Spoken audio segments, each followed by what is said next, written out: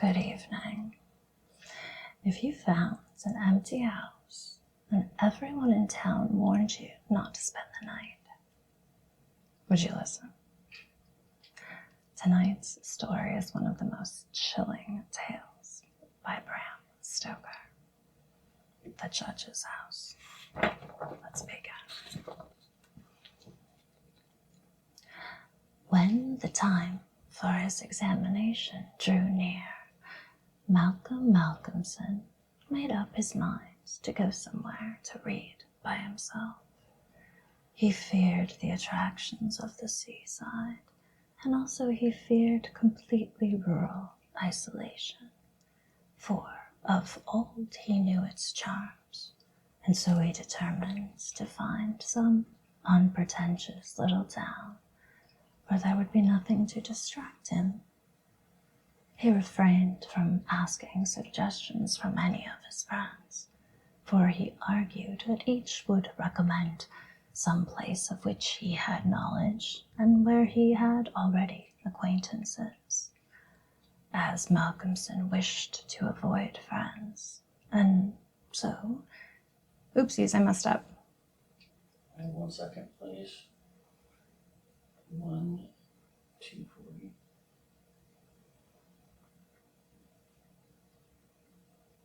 Okay, and 3 seconds. As Malcolmson wished to avoid friends, he had no wish to encumber himself with the attention of friends' friends, and so he determined to look out for a place for himself. He packed a portmanteau with some clothes and all the books he required, and then took ticket for the first name on the local timetable, which he did not know. When at the end of 3 hours' journey he alighted at Benchurch, he felt satisfied that he had so far obliterated his tracks as to be sure of having a peaceful opportunity of pursuing his studies.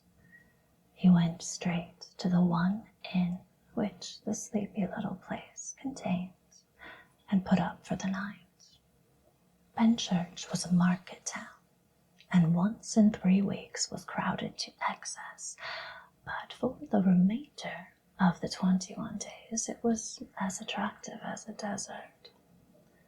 Malcolmson looked around the day after his arrival to try to find quarters more isolated than even so quiet an inn as the Good Traveller afforded.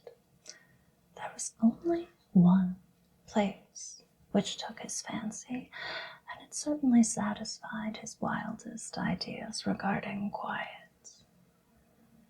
In fact, quiet was not the proper word to apply to it. Desolation was the only term conveying any suitable idea of its isolation. It was an old, rambling, heavy-built house of the Jacobean style, with heavy gables and windows, unusually small and set higher than was customary in such houses, and was surrounded with a high brick wall massively built. Indeed, on examination, it looked more like a fortified house than an ordinary dwelling. But all these things pleased Malcolmson. Here, he thought, is the very spot I have been looking for, and if I can only get opportunity of using it, I shall be happy. His joy was increased when he realized beyond doubt that it was not, at present, inhabited.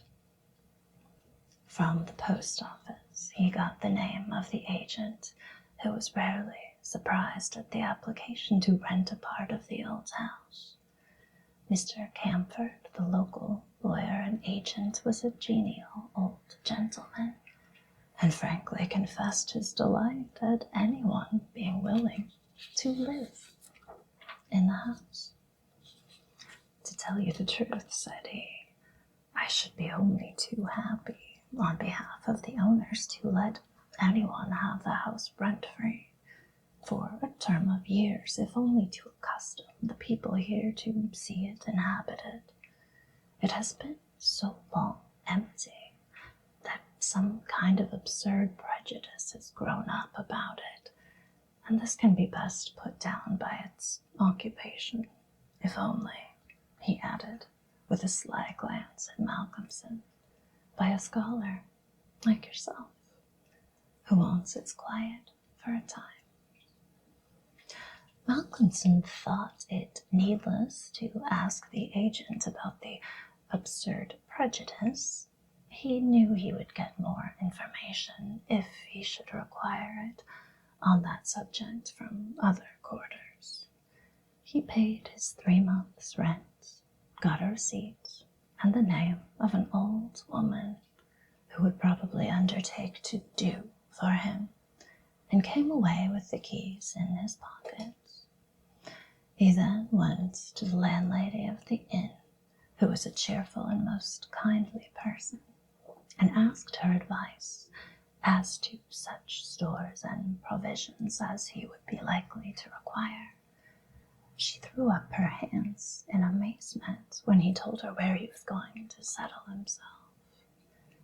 "Not in the judge's house," she said, and grew pale as she spoke. He explained the locality of the house, saying that he did not know its name. When he had finished, she answered, "Aye, sure enough, the very place. It is the judge's house, sure enough." He asked her to tell him about the place, why so called, and what there was against it. She told him that it was so called locally because it had been many years before. How long she could not say, as she was herself from another part of the country, but she thought it must have been 100 years or more, the abode of a judge who was held in great terror on account of his harsh sentences and his hostility to prisoners at assizes. As to what there was against the house, she could not tell. She had often asked, but no one could inform her. But there was a general feeling that there was something. And for her own part, she would not take all the money in Drinkwater's bank and stay in the house an hour by herself. Then she apologized to Malcolmson for her disturbing talk. "It is bad of me, sir, and you, and a young gentleman too, if you will pardon me saying it, going to live there all alone. If you were my boy, and you'll excuse me for saying it, you wouldn't sleep there a night. Not if I had to go there myself and pull the big alarm bell that's on the roof." The good creature was so manifestly in earnest, and was so kindly in her intentions, that Malcolmson, although amused, was touched. He told her kindly how much he appreciated her interest in him, and added, "But, my dear Mrs. Witham, indeed you need not be concerned about me. A man who is reading for the mathematical tripos has too much to think of to be disturbed by any of these mysterious somethings, and his work is of too exact and prosaic a kind to allow of his having any order in his mind for mysteries of any kind. Harmonical progression, permutations and combinations, and elliptic functions have sufficient mysteries for me." Mrs. Witham kindly undertook to see after his commissions, and he went himself to look for the old woman who had been recommended to him. When he turned to the judge's house with her after an interval of a couple of hours, he found Mrs. Witham herself waiting with several men and boys carrying parcels, and an upholsterer's man with a bed in a cart, for she said, though table and chairs might be all very well, a bed that hadn't been aired for maybe 50 years was not proper for young ones to lie on. She was evidently curious to see the inside of the house, and though manifestly so afraid of the somethings that at the slightest sound she clutched on to Malcolmson, whom she never left for a moment, went over the whole place. After his examination of the house, Malcolmson decided to take up his abode in the great dining room, which was big enough to serve for all his requirements, and Mrs. Whitham, with the aid of the charwoman, Mrs. Dempster, proceeded to arrange matters. When the hampers were brought in and unpacked, Malcolmson saw that with much kind forethought she had sent from her own kitchen sufficient provisions to last for a few days. Before going, she expressed all sorts of kind wishes, and at the door turned and said, "And perhaps, sir, as the room is big and draughty, it might be well to have one of those big screens put round your bed at night, though, truth to tell, I would die myself if I were to be so shut in with all kinds of things that put their heads round the sides or over the top and look on me." The image which she had called up was too much for her nerves, and she fled incontinently. Mrs. Dempster sniffed in a superior manner as the landlady disappeared, and remarked that for her own part she wasn't afraid of the boogies in the kingdom. "I'll tell you what it is, sir," she said. "Boogies is all kinds and sorts of things except boogies. Rats and mice and beetles and creaky doors and loose slates and broken panes and stiff drawer handles that stay out when you pull them and then fall down in the middle of the night. Look at the wainscot of the room. It is old, hundreds of years old. Do you think there's no rats and beetles there? And do you imagine, sir, that you won't see none of them? Rats is boogies, I tell you. And boogies is rats. And don't you get to think anything else." "Mrs. Dempster," said Malcolmson gravely, making her a polite bow, "you know more than a senior wrangler, and let me say that as a mark of esteem for your indubitable soundness of head and heart, I shall, when I go, give you possession of this house, and let you stay here by yourself for the last 2 months of my tenancy, for 4 weeks will serve my purpose."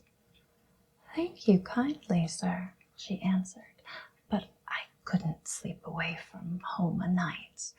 I am in Greenhouse Charity, and if I slept a night away from my rooms, I should lose all I have got to live on. The rules is very strict, and there's too many watching for a vacancy for me to run any risks in the matter. Only for that, sir, I'd gladly come here and attend on you altogether during your stay." "My good woman," said Malcolmson hastily, "I have come here on a purpose to obtain solitude, and believe me that I am grateful to the late Greenhow for having organized his admirable charity, whatever it is, that I am perforce denied the opportunity of suffering from such a form of temptation. St. Anthony himself could not be more rigid on the point." The old woman laughed harshly. "Ah, you young gentlemen," she said, "you don't fear for naught, and belike you'll get all the solitude you want here." She set to work with her cleaning, and by nightfall, when Malcolmson returned from his walk, he always had one of his books to study as he walked. He found the room swept and tidied, a fire burning on the old hearth, the lamp lit, and the table spread for supper with Mrs. Whitham's excellent fare. "This is comfort indeed," he said, and rubbed his hands.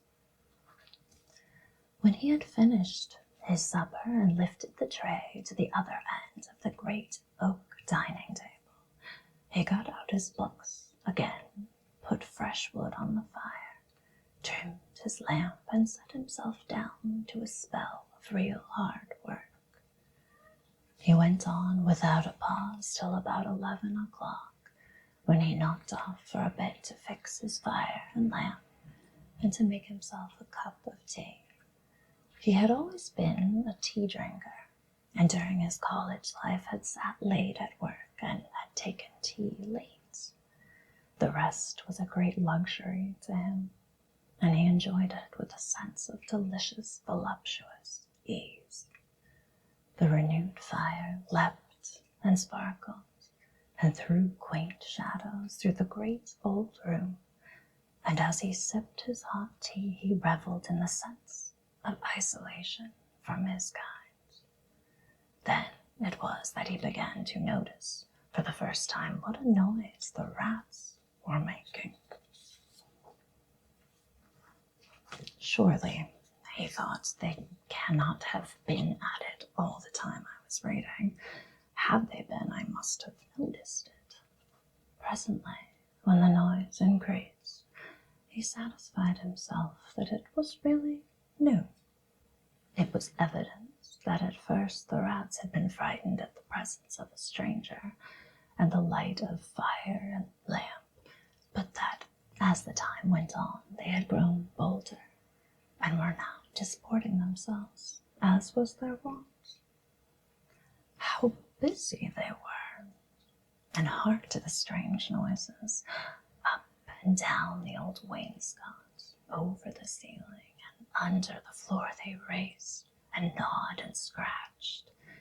Malcolmson smiled to himself as he recalled to mind the saying of Mrs. Dempster, "Boogies is rats, and rats is boogies."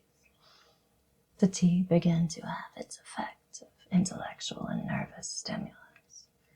He saw with joy another long spell of work to be done before the night was past, and in the sense of security which it gave him, he allowed himself the luxury of a good look around the room. He took his lamp in one hand and went all round, wondering that so quaint and beautiful an old house had been so long neglected. The carving of the oak on the panels of the wainscot was fine, and on and round the doors and windows it was beautiful and of rare merit. There were some old pictures on the walls, but they were coated so thick with dust and dirt that he could not distinguish any detail of them, though he held his lamp as high as he could over his head.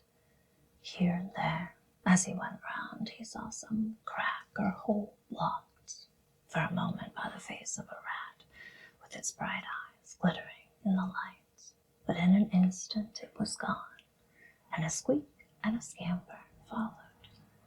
The thing that most struck him, however, was the rope of the great alarm bell on the roof, which hung down in a corner of the room on the right-hand side of the fireplace. He pulled up close to the hearth a great high-backed carved oak chair, and sat down to his last cup of tea. When he was done, he made up the fire and went back to his work, sitting at the corner of the table, having the fire to his left. For a little while the rats disturbed him somewhat with their perpetual scampering, but he got accustomed to the noise, as one does to the ticking of the clock, or to the roar of moving water, and he became so immersed in his work that everything in the world, except the problem which he was trying to solve, passed away from him. He suddenly looked up. His problem was still unsolved, and there was in the air that sense of the hour before the dawn, which is so dread to doubtful life. The noise of the rats had ceased. Indeed, it seemed to him that it must have ceased but lately, and that it was the sudden cessation which had disturbed him. The fire had fallen low, but still it threw out a deep red glow. As he looked, he started in spite of his sang-froid. There, on the great, high-backed, carved oak chair by the right side of the fireplace, sat an enormous rat, steadily glaring at him with baleful eyes. He made a motion to it as though to hunt it away, but it did not stir. Then he made the motion of throwing something. Still, it did not stir, but showed its great white teeth angrily, and its cruel eyes shone in the lamplight with an added vindictiveness. Malcolmson felt amazed and seized the poker from the hearth, ran at it to kill it, before, however, he could strike at the rat, with a squeak that sounded like the concentration of hate, jumped upon the floor and, running up the rope of the alarm bell, disappeared in the darkness beyond the range of the green-shaded lamp. Instantly, strange to say, the noisy scampering of the rats in the wainscot began again. By this time, Malcolmson's mind was quite off the problem, and as a shrill cock-crow outside told him of the approach of morning, he went to bed and to sleep. He slept so sound that he was not even waked by Mrs. Dempster coming in to make up his room. It was only when she had tidied up the place and got his breakfast ready and tapped on the screen which closed in his bed that he woke. He was a little tired still after his night's hard work, but a strong cup of tea soon freshened him up, and, taking his book, he went out for his morning walk, bringing with him a few sandwiches, lest he should not care to return till dinner time. He found a quiet walk between high elms some way outside the town, and here he spent the greater part of the day studying his Laplace.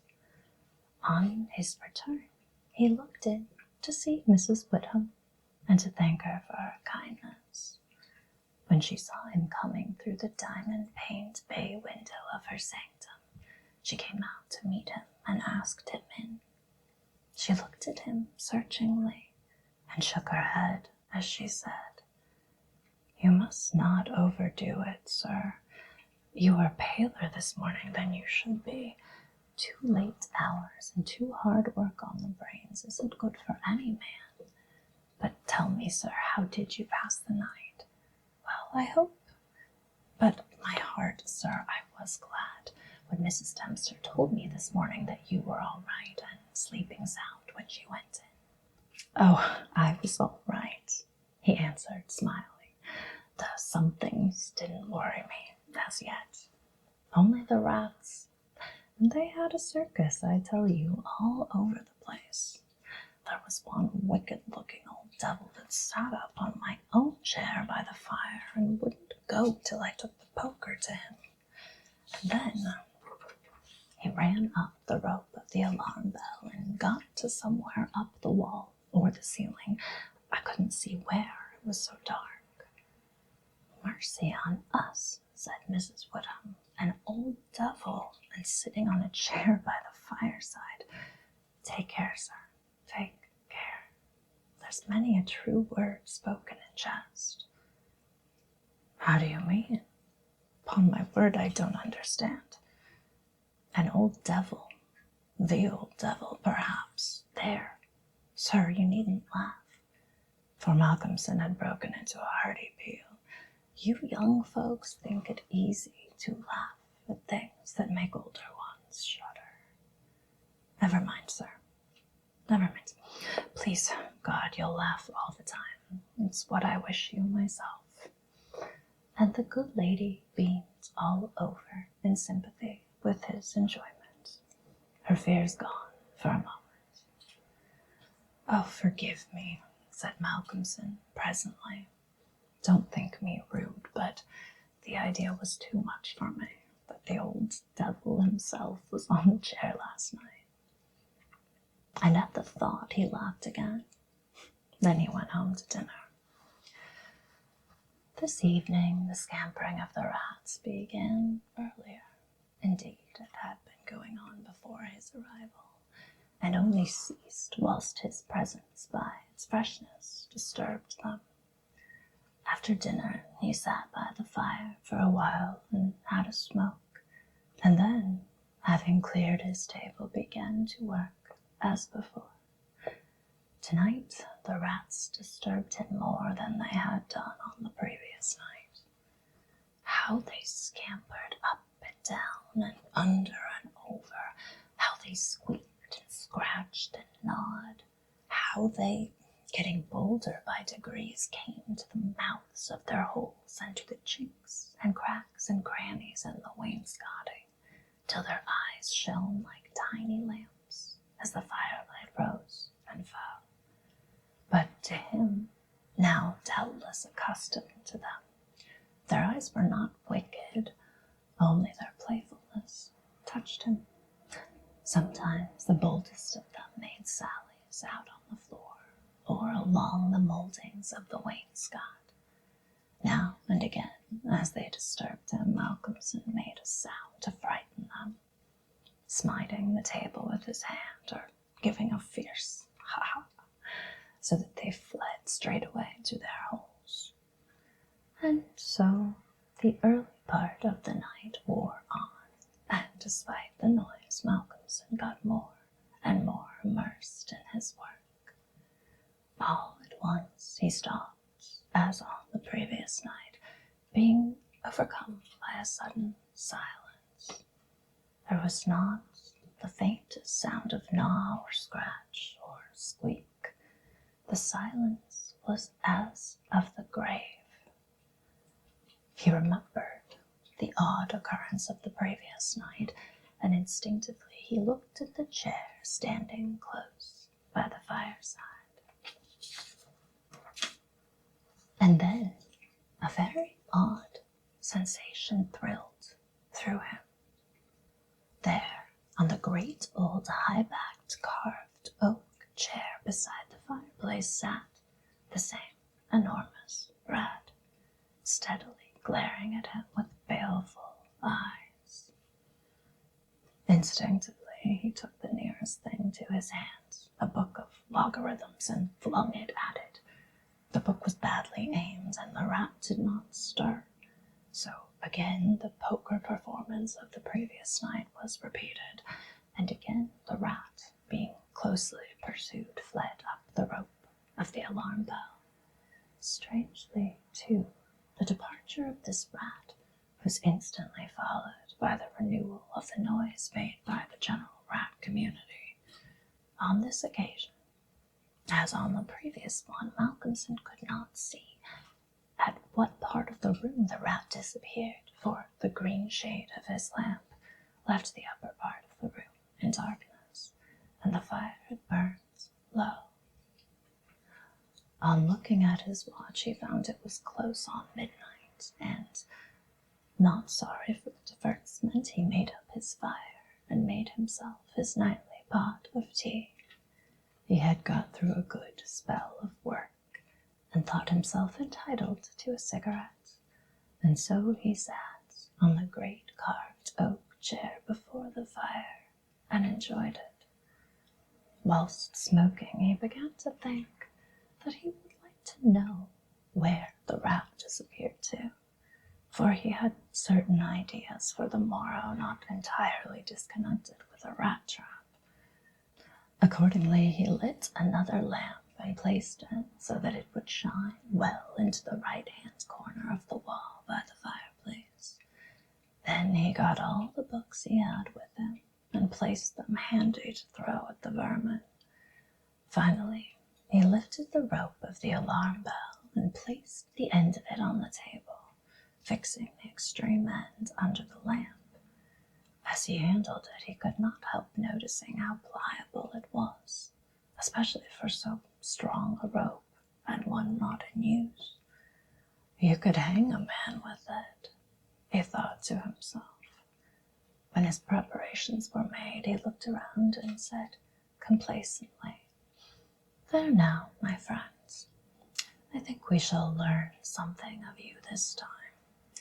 He began his work again, and though, as before, somewhat disturbed at first by the noise of the rats, soon lost himself in his propositions and problems. Again he was called to his immediate surroundings suddenly. This time it might not have been the sudden silence only which took his attention. There was a slight movement of the rope, and the lamp moved. Without stirring, he looked to see if his pile of books was within range, and then cast his eye along the rope. As he looked, he saw the great rat drop from the rope on the oak armchair and sit there, glaring at him. He raised a book in his right arm and, taking careful aim, flung it at the rat. The latter, with a quick movement, sprang aside and dodged the missile. Then he took another book and a third and flung them one after the other at the rats, but each time unsuccessfully. At last, as he stood with a book poised in his hand to throw, the rat squeaked and seemed afraid. This made Malcolmson more than ever eager to strike, and the book flew and struck the rat a resounding blow. It gave a terrified squeak and turned on his pursuer a look of terrible malevolence, ran up the chair back and made a great jump to the rope of the alarm bell and ran up it like lightning. The lamp rocked under the sudden strain, but it was a heavy one and did not topple over. Malcolmson kept his eyes on the rat and saw it by the light of the second lamp leap to a moulting of the wainscot and disappear through a hole in one of the great pictures which hung on the wall, obscured and invisible through its coating of dirt and dust. "I shall look up my friend's habitation in the morning," said the student as he went over to collect his books. "The third picture from the fireplace I shall not forget." He picked up the books one by one, commenting on them as he lifted them. Conic sections he does not mind, nor cycloid oscillations, nor the Principia, nor quaternions, nor thermodynamics. Now for a look at the book that fetched him. Malcolmson took it up and looked at it. As he did so, he started, and a sudden pallor overspread his face. He looked round uneasily and shivered slightly as he murmured to himself, "The Bible my mother gave me. What an odd coincidence." He sat down to work again, and the rats in the wainscot renewed their gambols. They did not disturb him, however. Somehow their presence gave him a sense of companionship, but he could not attend to his work, and after striving to master the subject on which he was engaged, gave it up in despair and went to bed as the first streak of dawn stole in through the eastern window. He slept heavily but uneasily and dreamed much, and when Mrs. Dempster woke him late in the morning, he seemed ill at ease, and for a few minutes did not seem to realize exactly where he was. His first request rather surprised the servant. "Mrs. Dempster, when I am out today, I wish you would get the steps and dust or wash those pictures, especially that one third from the fireplace. I want to see what they are." Late in the afternoon, Malcolmson worked at his books in the shaded walk, and the cheerfulness of the previous day came back to him as the day wore on, and he found that his reading was progressing well. He had worked out to a satisfactory conclusion all the problems which had as yet baffled him, and it was in a state of jubilation that he paid a visit to Mrs. Whittam at the Good Traveller. He found a stranger in the cozy sitting room with the landlady, who was introduced to him as Dr. Thornhill. She was not quite at ease, and this, combined with the doctor's plunging at once into a series of questions, made Malcolmson come to the conclusion that his presence was not an accident. So without preliminary, he said, "Dr. Thornhill, I shall with pleasure answer you any question you may choose to ask me if you will answer me one question first." The doctor seemed surprised, but he smiled and answered at once. "Done. What is it?" "Did Mrs. Whittam ask you to come here and see me and advise me?" Dr. Thornhill for a moment was taken aback, and Mrs. Whittam got fiery red and turned away. But the doctor was a frank and ready man, and he answered at once and openly. "She did, but she didn't intend you to know it. I suppose it was my clumsy haste that made you suspect. She told me that she did not like the idea of you being in that house all by yourself, and that she thought you took too much strong tea. In fact, she wants me to advise you, if possible, to give up the tea and the very late hours. I was a keen student in my time, so I suppose I may take the liberty of a college man and, without offense, advise you not quite as a stranger." Malcolmson, with a bright smile, held out his hand. "Shake, as they say in America," he said. "I must thank you for your kindness, and Mrs. Whittam, too, and your kindness deserves a return on my part. I promise to take no more strong tea, no tea at all till you let me, and I shall go to bed tonight at 1 o'clock at latest. Will that do?" "Capital," said the doctor. "Now tell us all that you noticed in the old house." And so Malcolmson then and there told in minute detail all that had happened in the last 2 nights. He was interrupted every now and then by some exclamation from Mrs. Whittam, till finally, when he told of the episode of the Bible, the landlady's pent-up emotions found vent in a shriek, and it was not till a stiff glass of brandy and water had been administered that she grew composed again.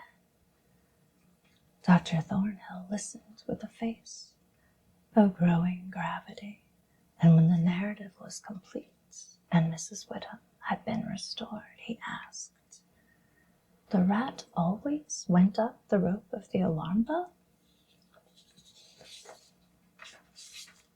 "Always." "I suppose you know," said the doctor, after a pause, "what that rope is?" "No." "It is," said the doctor slowly, "the very rope which the hangman used for all the victims of the judge's judicial rancor." Here he was interrupted by another scream from Mrs. Whittam, and steps had to be taken for her recovery.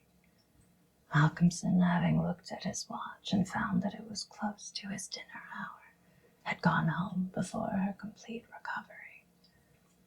When Mrs. Whittam was herself again, she almost assailed the doctor with angry questions as to what he meant by putting such horrible ideas into the poor young man's mind.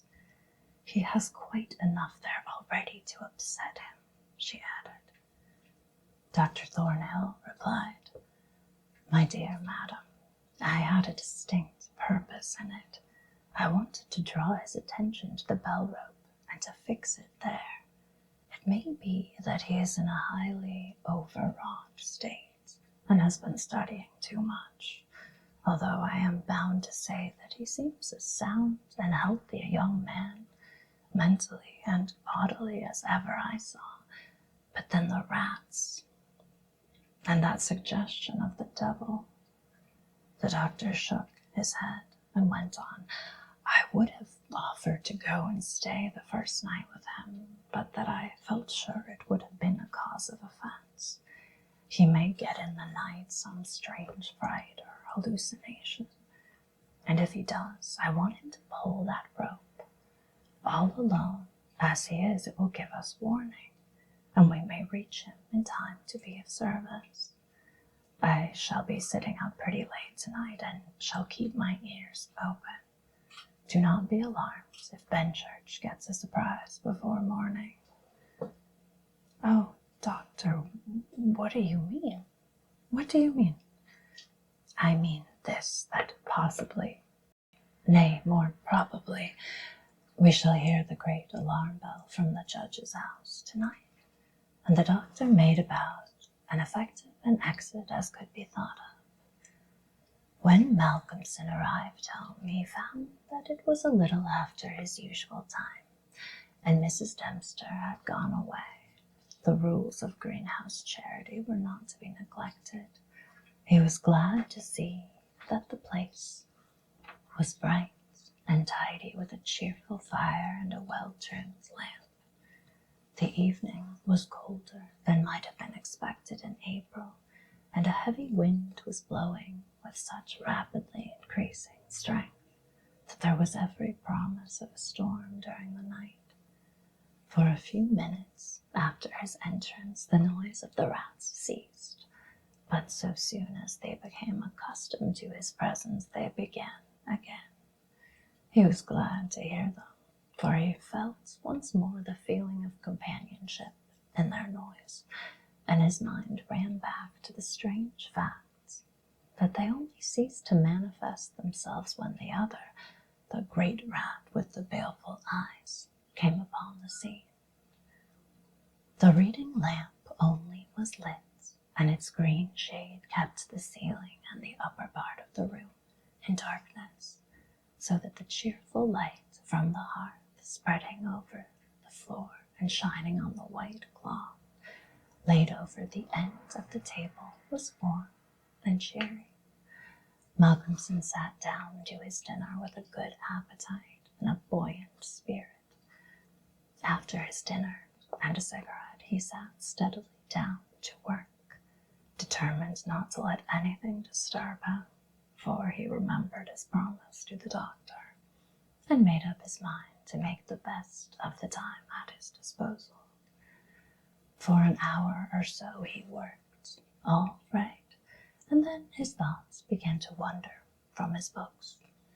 The actual circumstances around him, and the calls on his physical attention, and his nervous susceptibility were not to be denied. By this time, the wind had become a gale, and the gale a storm.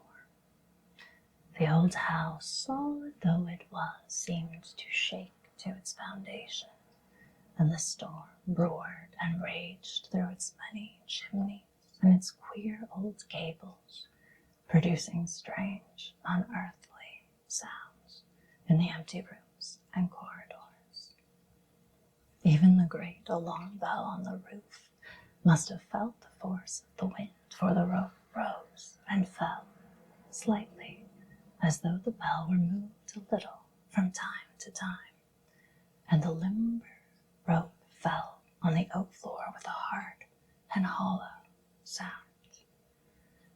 As Malcolmson listened to it, he bethought himself of the doctor's words. It is the rope which the hangman used for the victims of the judge's judicial rancor. And he went over to the corner of the fireplace and took it in his hand to look at it.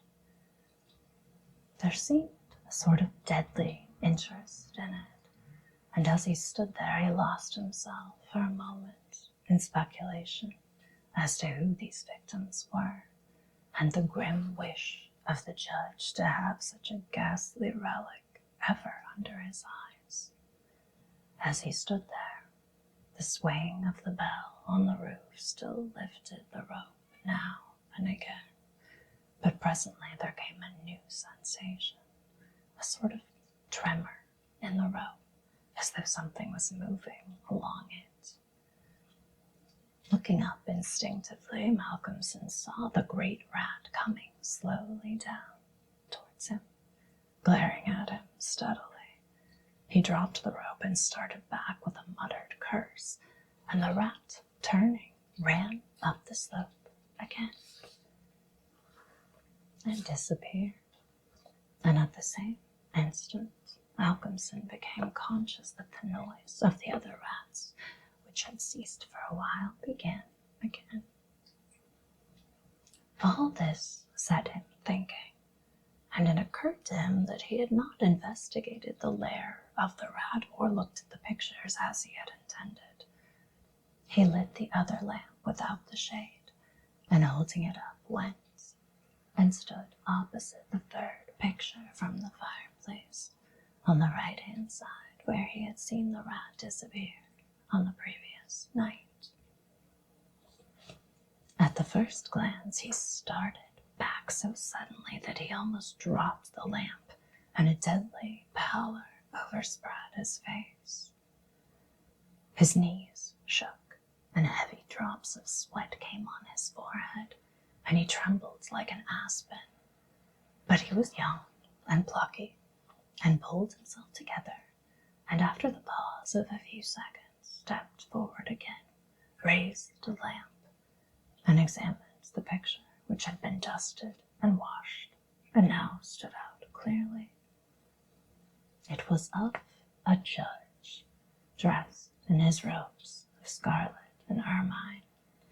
His face was strong and merciless, evil, crafty, and vindictive, with a sensual mouth, hooked nose of ruddy color, and shaped like the beak of a bird of prey. The rest of his face was of a cadaverous color. The eyes were of peculiar brilliance and with a terribly malignant expression. As he looked at them, Malcolmson grew cold, for he saw there the very counterpart of the eyes of the great rat.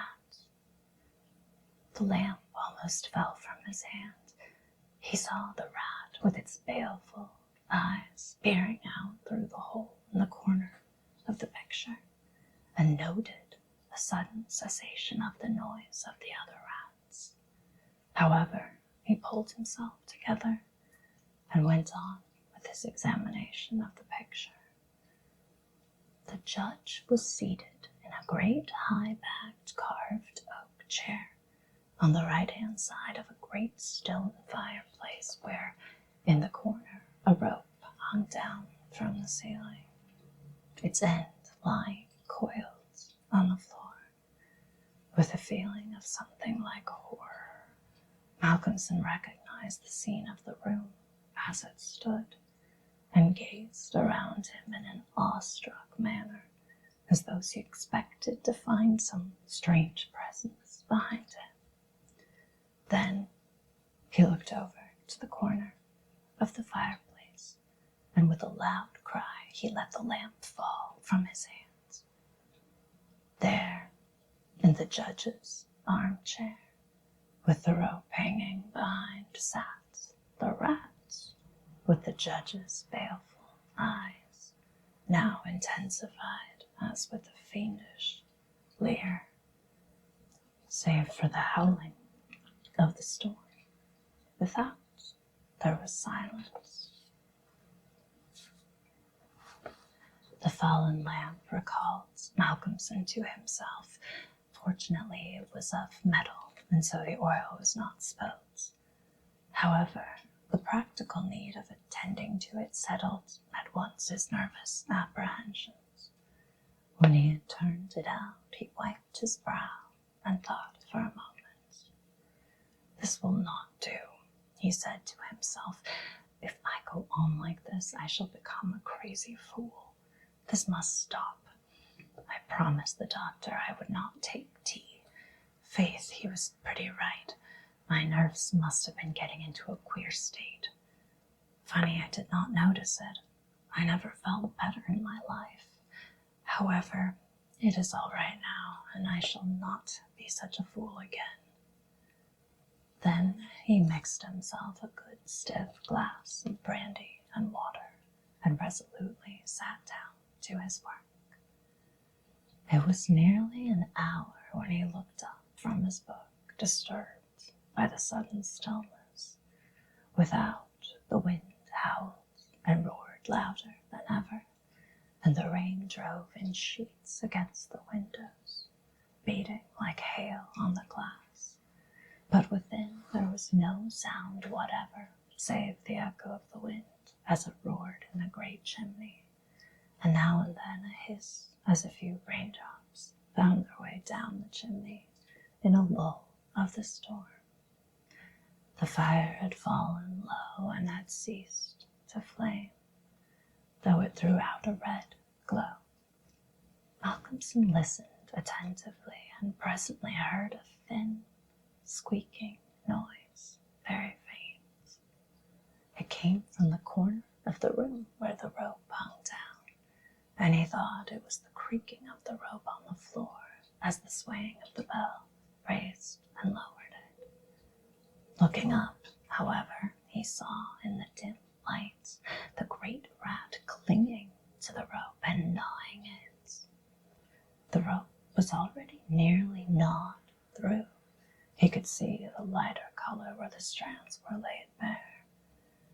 As he looked, the job was completed, and the severed end of the rope fell clattering on the oaken floor, whilst, for an instant, the great rat remained like a knob or tassel at the end of the rope, which now began to sway to and fro.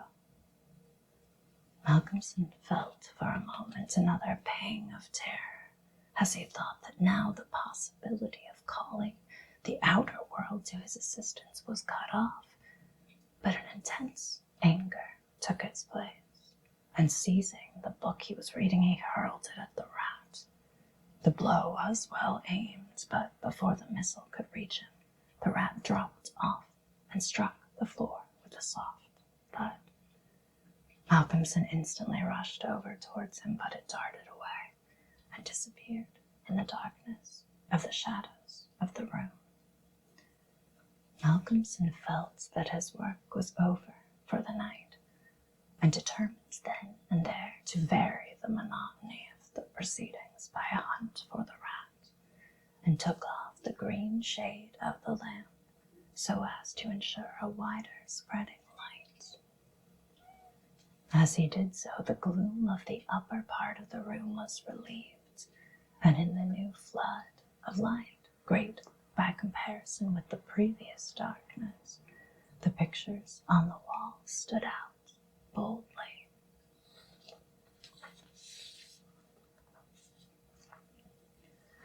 From where he stood, Malcolmson saw right opposite to him the third picture on the wall from the right of the fireplace.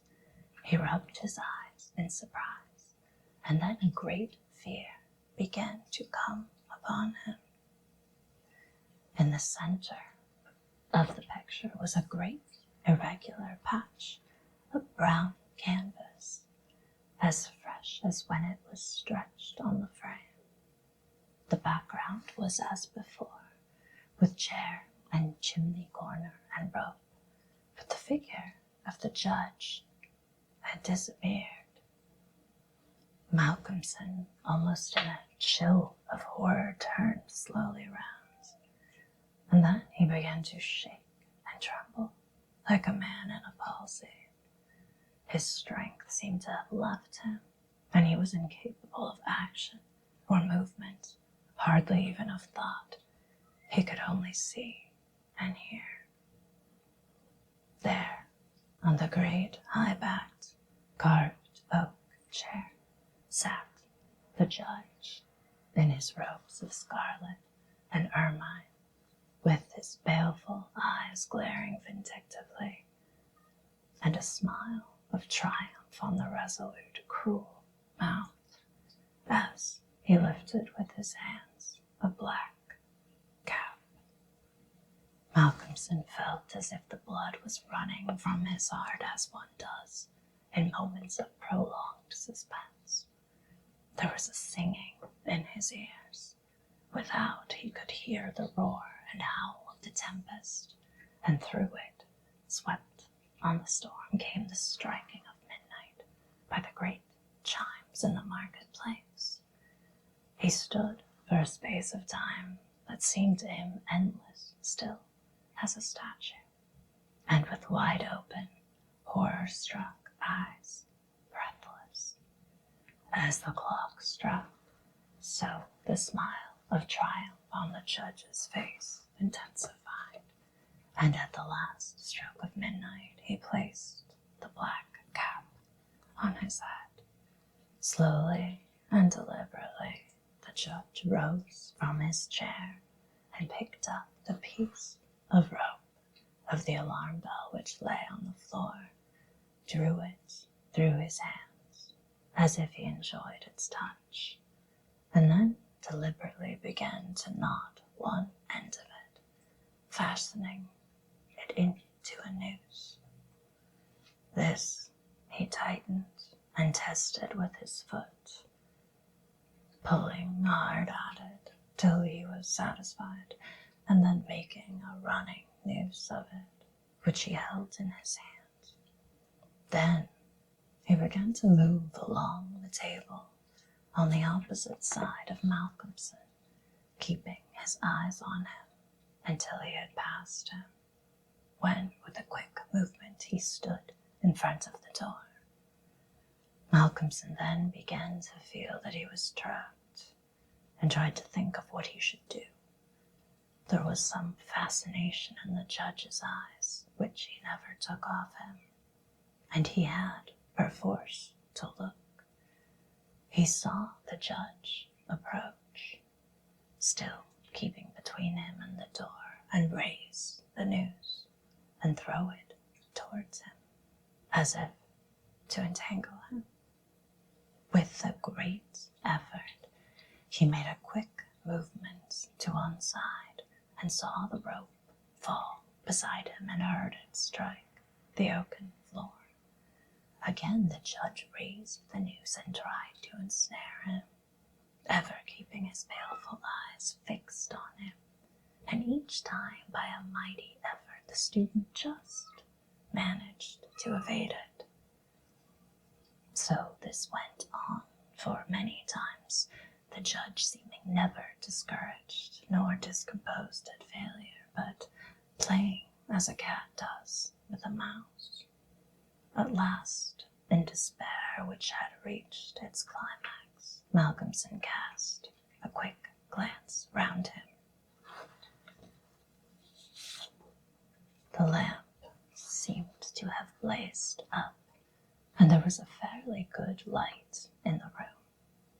At the many rat holes and in the chinks and crannies of the wainscot, he saw the rat's eyes, and this aspect that was purely physical gave him a gleam of comfort. He looked around and saw that the rope of the great alarm bell was laden with rats. Every inch of it was covered with them, and more were pouring through the small circular hole in the ceiling whence it emerged, so that with their weight the bell was beginning to sway. Hark! It had swayed till the clapper had touched the bell. The sound was but a tiny one, but the bell was only beginning to sway, and it would increase. At the sound, the judge, who had been keeping his eyes fixed on Malcolmson, looked up, and a scowl of diabolical anger overspread his face. His eyes fairly glowed like hot coals, and he stamped his foot with a sound that seemed to make the house shake. A dreadful peal of thunder broke overhead as he raised the rope again, whilst the rats kept running up and down the rope as though working against time. This time, instead of throwing it, he drew close to his victim and held open the noose as he approached. As he came closer, there seemed something paralyzing in his very presence. And Malcolmson stood rigid as a corpse. He felt the judge's icy fingers touch his throat. As he adjusted the rope, the noose tightened.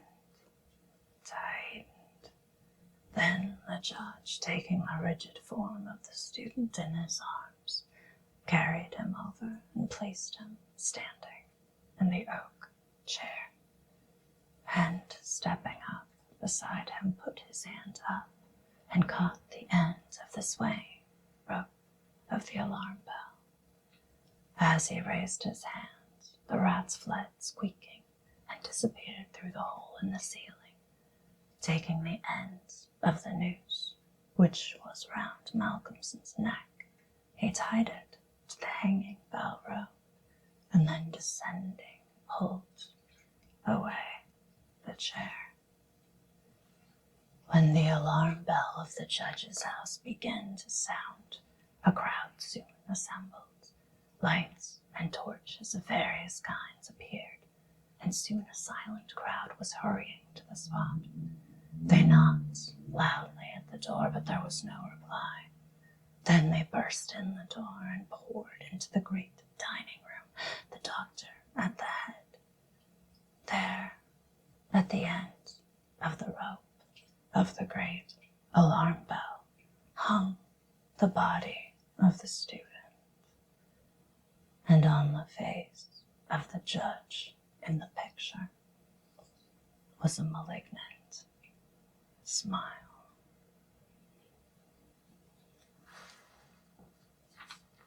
And that, my friends, was the story of the judge's house. And very nice rats, which I appreciated. They were very helpful. Thank you so much for joining me tonight. And until next time, I'll see you.